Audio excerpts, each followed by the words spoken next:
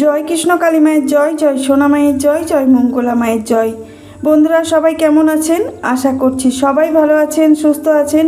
কৃষ্ণ কালী মায়ের কৃপায় আমিও ভালো আছি, আপনাদের ভালোবাসায় এবং কৃষ্ণ কালী মায়ের কৃপায়। আজকে আমি আবারও একটা নতুন আপডেট নিয়ে হাজির হয়ে গেলাম আপনাদের সামনে, আপনাদের বন্ধু লিপসিং মিঠু।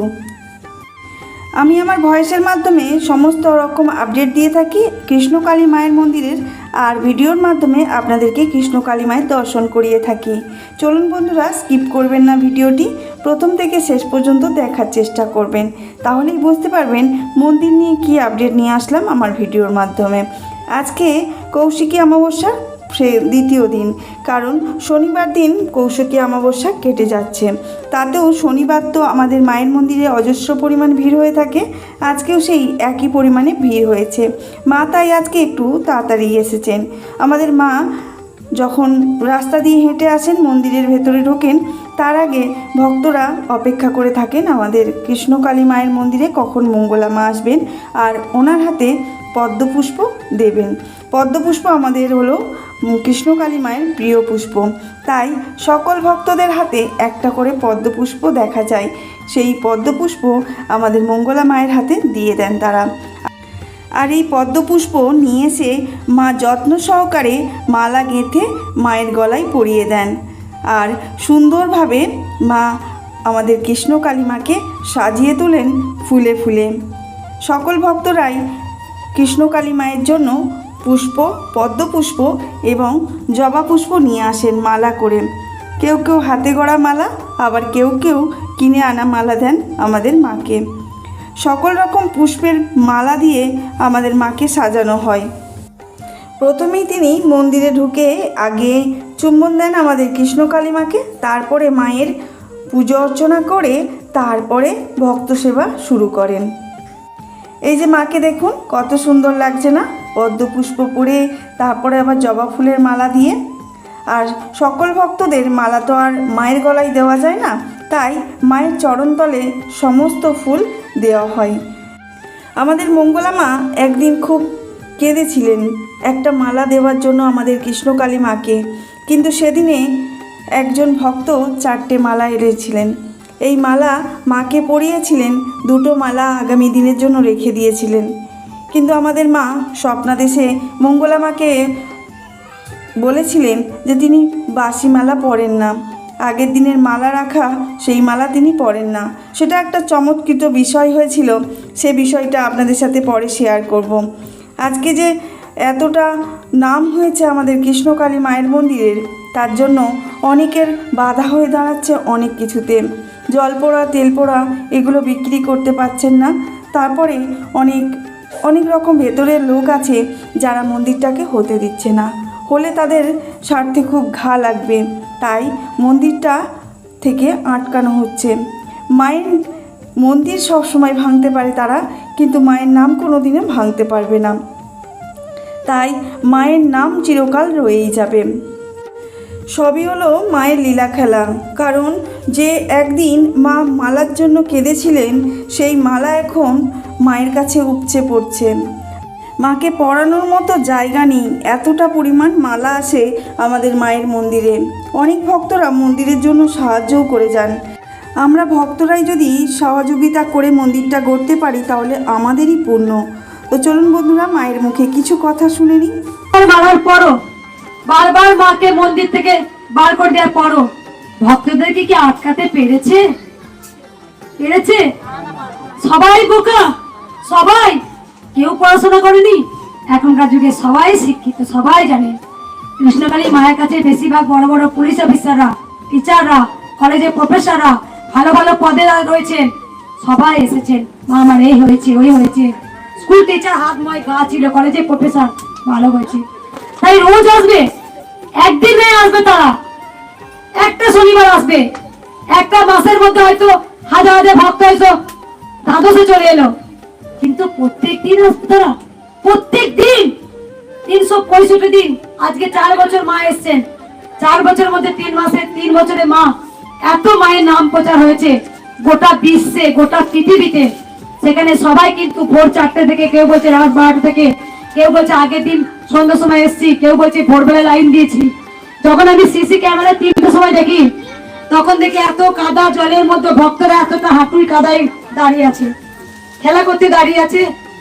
টোটো ভাড়া, বাস ভাড়া, ট্রেন ভাড়া, ঘর ভাড়া, ওদের কোনো কিছু লাগে না, খরচা হয় না, আর তবু আছে। কারণ তো আছে, তারা জেনে গেছে যে খালি হাতে এলে তারা ভরা হাতে যাবে। কৃষ্ণকালী মা কোনোদিন কাউকে নিরাশ করেননি। এই বাবা আজকে এক ব্যাগ আমাকে পদ্ম দিয়েছেন। বাবা উপকার হয়েছে তোমার, বলে না? কি উপকার হয়েছে বললে? ভগবান শ্রীকৃষ্ণ বিন্দুতে বিন্দুতে রয়েছেন। তিনি দয়ার সাগর, তিনি দয়ালু। এই হরি নাম আমাদের গাইতেই হবে। সাথে করে কিছু আনিনি, কিছু নিয়ে যাব না, সাথে করে যাবে আমাদের সাথে হরি নাম যাবে, আর কিছু যাবে না। আমরা সব মোহতে ঘুরি, মোহ, আমরা গোবিন্দকে ভুলে গেছি। তাই কৃষ্ণ নাম ভজন করুন। যিনি কৃষ্ণ তিনি কালী। তাই আমাদের যার জন্য পৃথিবীতে এলাম, যার জন্য বেঁচে আছি, যার জন্য দুবেলা খাচ্ছি, যার জন্য দামি দামি আমরা গাড়ি চড়তে পারছি, আর আমরা তাকে ডাকবো না, তাকে ডাকবো না। তাই দেখবে সব কাজ, সংসার ধর্ম বড় ধর্ম, সংসার ধর্ম করার পর যদি শেষে ঘুমাবার আগে যদি হরির নাম করি, তাহলে দিনটা খুব ভালো যাবে। আবার যদি রাতে আমরা সকালবেলায় ঘুমে উঠি, সূর্য দেবতার হরির নাম করি, দেখবে ঠিক দিন ভালো যাবে। কারণ হরি আমাদের হচ্ছে ওই যে নৌকার দাঁড়, তিনি আমাদের সঠিক পথে নিয়ে যাওয়ার, উনি একমাত্র সব প্রভু, উনি আমাদের পরম পিতা, উনি সৃষ্টিকর্তা। আর ভোলানাথ হচ্ছে আদি অনন্ত, যার কোনো শেষ নেই। তাই বারবার বলবো, হরি নাম করো, হরি নাম, হরি নামবে, হরি নামে, হরি নামবে। বাড়িতে হরি নাম করো, দেখো হরি নেমে আছে, তুমি দেখতে পাবে না, কিন্তু এসেছে। তাই অন্তর ভরে ভক্তি করে হরিকে ডাকো। মায়ের ভক্ত সেবা দিদি কাদের জন্য হবে? এই সন্তানদের জন্য। ভক্তই ভগবান। ভক্তরা এসছে কার জন্য? ভগবানের জন্য। আর ভগবান এসছে কার জন্য? ভক্তের জন্য। মা যদি না আসতো, তোমরা কি আসতে? আসতে? তাহলে মা এসেছে বলে তো তোমরা এসেছো, তাই এত প্রচার হয়েছে। তাই কাদের দ্বারা মন্দির হবে? তোমাদের জন্যই তো মন্দির হবে মা। এটা তো মায়ের লীলা খেলা। দেখ, আমি হতভাগিনী ঘরে আসবো, যেদিন এক ফোঁটা মাকে পরমান্ন করে দিতে পারিনি, কেঁদেছিলাম। সেদিন মা বলছে, কাঁদছিস কেন? আমার পাতে একটু করে এত চাল দে, আমি এতেই খুশি। আমি তাই মা নিয়েছে। যেদিন মাকে বলতাম, মা তুই তো একটাই মা, অবতারিণী মা, কালীঘাটের মা, বড় মা, তুই তো একটাই মা, তবে তোর কলে আমি কেন ভালো ভালো মালা তুলতে পারি না মা?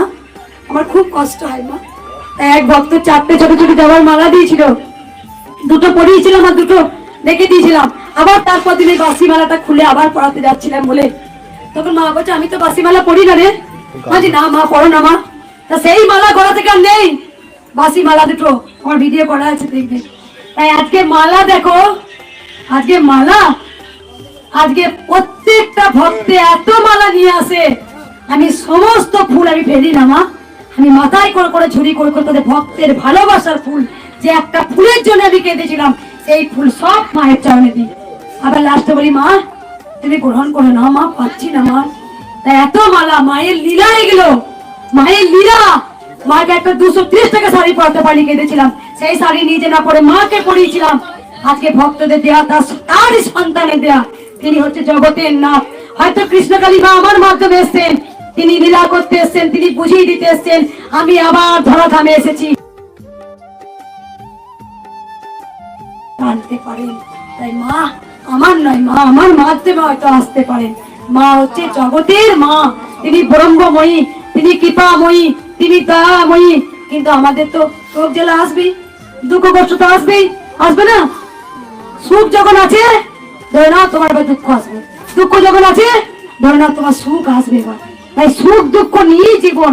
কেউ 16 কালা পূর্ণ হতে পারে না মা, হতে পারে না।